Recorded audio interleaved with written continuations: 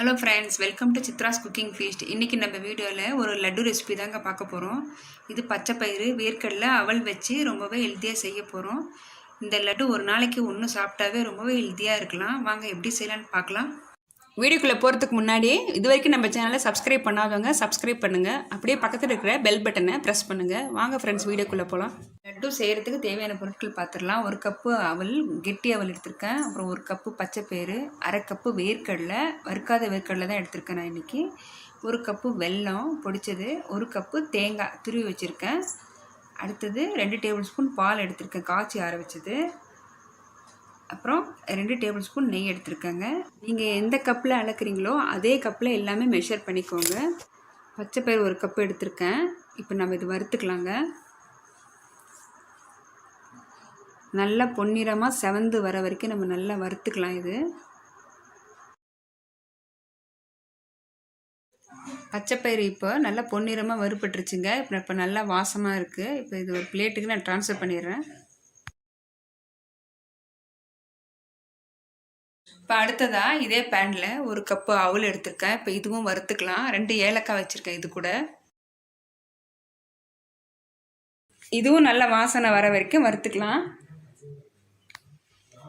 நீங்கள் இது சிகப்பு அவலில் கூட நீங்கள் செய்யலாம், அதுவும் டேஸ்ட்டாக இருக்கும். இப்போ நல்லா செவந்து வர வரைக்கும் வறுத்துக்கோங்க. இப்போ நல்லா வறுப்பட்டுருச்சு. இப்போ நான் இதுவும் அடுத்த பிளேட்டில் ட்ரான்ஸ்ஃபர் பண்ணிக்கிறேன். இதே பேனில் ஒரு கப்பு தேங்காய் எடுத்திருக்கேன். இப்போ இதுவும் ஆட் பண்ணிக்கலாம். ஒரு நிமிஷத்துக்கு வறுத்தா போதும். இதில் இருக்க ஈரத்தன்மை முழுசாக போயிடும். இப்போ பார்த்தீங்கன்னா தேங்காய் நல்லா ட்ரை ஆகிடுச்சுங்க. இப்போ வேறு பிளேட்டுக்கு ட்ரான்ஸ்ஃபர் பண்ணிடலாம். அடுத்தது அரை கப்பு வேர்க்கடலை எடுத்திருக்கேன். இதுவும் நம்ம ட்ரை ரோஸ்ட் பண்ணிக்கலாம். இதெல்லாம் நமக்கு வறுக்கிற டைம் தாங்க. இது ஒரு 10 நிமிஷத்துல எல்லாமே வறுத்துட்டா ஆற வச்சு நம்ம மிக்சி ஜாருக்கு போட்டு 5 நிமிஷத்துலேயே லட்டு நமக்கு ரெடி ஆகிடுங்க. இப்போ வேர்க்கடலை வறுத்துட்டேன். இப்போது நம்ம எடுத்திருந்த ஒரு கப்பு வெல்லம் நைஸாக அரைச்சிட்டேன் மிக்சி ஜாரில். இப்போ இது பவுலுக்கு ட்ரான்ஸ்ஃபர் பண்ணிக்கிறேன். அடுத்ததாக நம்ம வறுத்துருக்கிறதெல்லாம் ஆறிடுச்சுங்க நல்லா. இப்போ இதுவும் மிக்சி ஜாரில் நம்ம நைஸாக அரைச்சிட்டு வந்துடலாம். இது இப்போ நான் இந்த அளவுக்கு அரைச்சிருக்கேங்க. இப்போ நான் இது ஆட் பண்ணிக்கிறேன். இது கூட தேங்காய் நம்ம வறுத்து வச்சுருக்கோம், இதுவும் ஆட் பண்ணிக்கிறேன் நான் இது கூடவே. இப்போ இதெல்லாம் நல்லா ஒரு வாட்டி நம்ம மிக்ஸ் பண்ணி விட்டுக்கலாங்க. இப்போ ஒரு பேன் வச்சுருக்கேங்க. 2 டேபிள் ஸ்பூன் நெய் ஆட் பண்ணிக்கலாம். நெய் உருகுனதும் முந்திரி திராட்சை ஆட் பண்ணிக்கலாம். முந்திரி எடுத்திருக்கேன், இப்போ அதை ஆட் பண்ணிக்கிறேன். முந்திரி பொரிஞ்சதும் திராட்சை ஆட் பண்ணிக்கலாம் இதில். இப்போ எல்லாமே நம்ம அரைச்ச மாவில் கலந்து விட்டுக்கலாம்.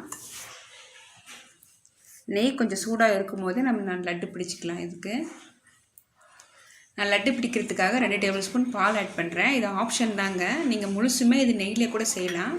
நெய் மட்டுமே ஆட் பண்ணுறதா இருந்தால் 4 டேபிள் ஸ்பூன் உருக்கி ஆட் பண்ணிக்கோங்க. பால் சேர்க்கும் போது ஒரு 2 நாள் ஸ்டோர் பண்ணி சாப்பிட்லாம்.